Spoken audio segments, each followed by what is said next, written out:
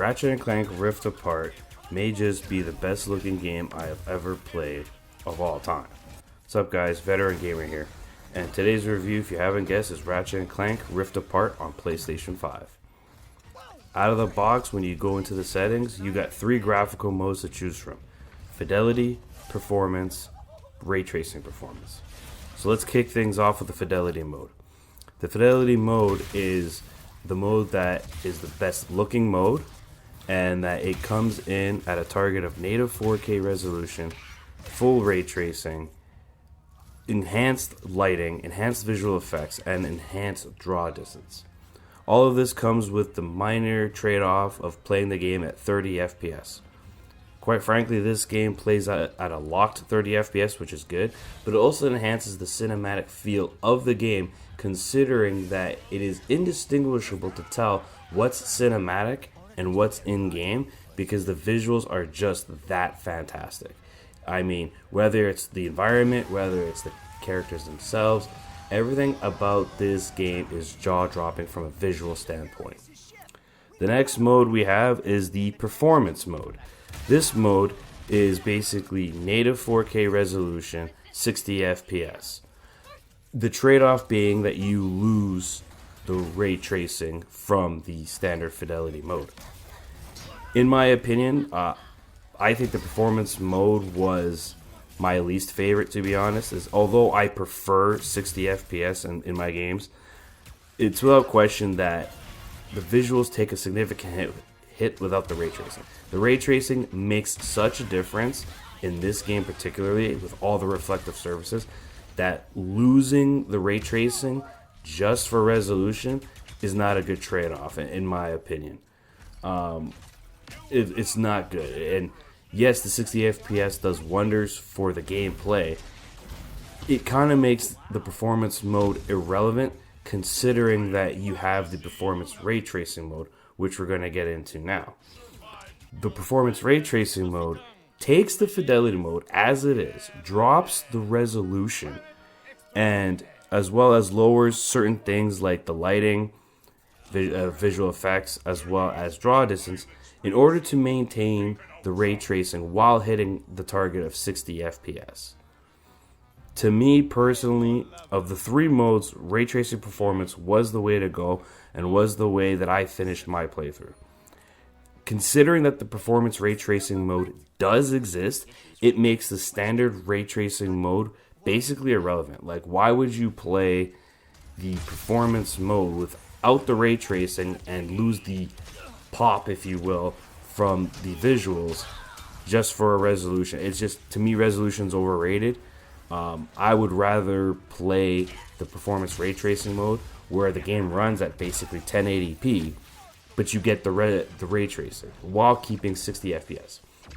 I even did a comparison of going from Fidelity to Performance Ray Tracing. And even though the Fidelity mode did look a little bit better than the Ray Tracing Performance, sacrificing that little bit of enhanced visuals just to get 60 FPS was definitely worth a trade-off. Of course, all of this only enhances the experience, considering that Insomniac took advantage of the 3D audio that can be used while using a headset. While the 3D audio is really good, I do think that it was strange that you actually have to go into the settings and manually select the headset that you are using, like legitimately. I found that was odd. Usually it's just a standard headset, but they have a headset and the Pulse headset, so be mindful of it. The game also takes advantage of the DualSense controller and the triggers. I did find that it took some getting used to use the haptic feedbacks properly, but in saying that, it uses it well enough that it makes a difference. And all of these things enhance the user experience, especially when you combine the fact that this game has legitimately 0 load times. I mean, you are never waiting in the load screen at all at any point. And all of that, combined with great voice acting and a story, means that the user experience is a thrill, front to back, in every single play session that you play. But this is a game after all, and how does it play? Well, combat is tight and fun, and it's very similar to that of the 2016 Ratchet and Clank on PlayStation 4. A lot of the tropes from that game have carried over into this game. So the controls are similar, the combat loop is similar. The only thing that they added is the dimensional tethers that are in this game. Dimensional tethers allow you to jump from section to section of the map, giving you good flanking routes as well as escape routes. On top of that, whenever you level up in this game, they provide you with a Matrix style slowdown effect, which I thought was really cool. I thought it was cool, and it made sure that you were aware that you had leveled up either your main character or a weapon that you were using. On top of this, being a third-person narrative-driven game, there is fantastic set pieces. The set pieces in this game are a thrill. Every time a set piece happened, I had a big smile on my face. It was great. I also think the boss battles are really good. They're not too hard, not too easy. The big thing about this game is that the standard difficulty in general is not that difficult. They even have the same system of 2016 for upgrading your weapons. So if you've played 2016 Ratchet and Clank, you'll be very familiar with the way this game plays.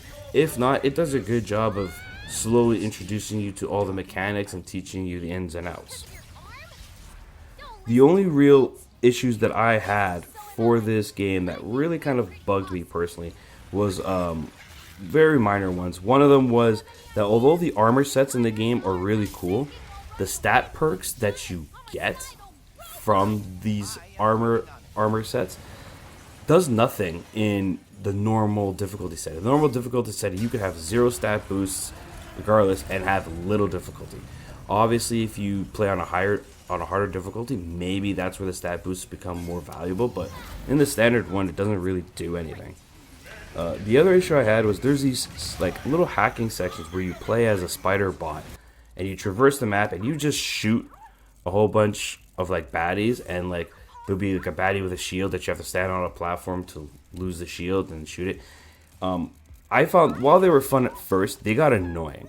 However, it looks like Insomniac found the sweet spot of how many times you should do it, because just when I was getting sick and annoyed of having to constantly do these like little spider hacking sections, it was like the last one or second last one I had to do, and then I never had to do them again. So it did bother me a little, but not much. There is some Clank platforming puzzles. These puzzles I actually enjoyed because it does challenge you mentally. They're not particularly hard, but it's a fresh break from what you'll be playing throughout your main campaign. Aside from that, Ratchet and Clank is the Pixar game you've always wanted to play. Like, if there's no other way to put it, the experience front to back, whether it's the controller, the headset, the zero load times, the amazing visuals, the great cast, the story itself. I mean, this game will surprise many people on how good it is. To me, in my opinion, if you have a PlayStation 5, you have to play this game. Do not do yourself a disservice and not play this game if you own a PlayStation 5.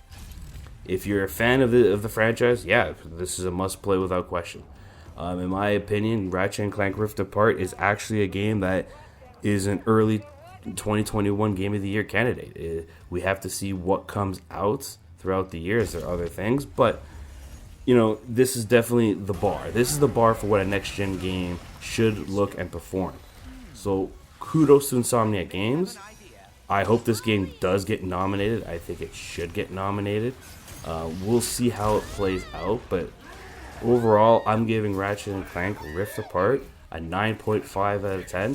This game should not be missed. This is Veteran Gamer, and I hope to see you guys next time.